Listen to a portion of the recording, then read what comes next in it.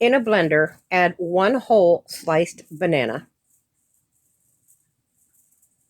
Then add 2 tablespoons of simple syrup and a half an ounce of fresh lime juice. Pour in 3/4 ounce of banana liqueur and 1 ounce of Cruzan rum.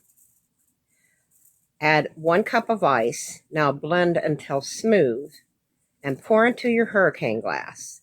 Then garnish with a banana slice. And let's add some fun stuff like a cocktail umbrella and some biodegradable straws. And what the hell? Let's add a cherry. Now, you're ready to enjoy the banana daiquiri. Brought to you by MartiniDiva.com. Cheers, my dears. And yes, we do have bananas.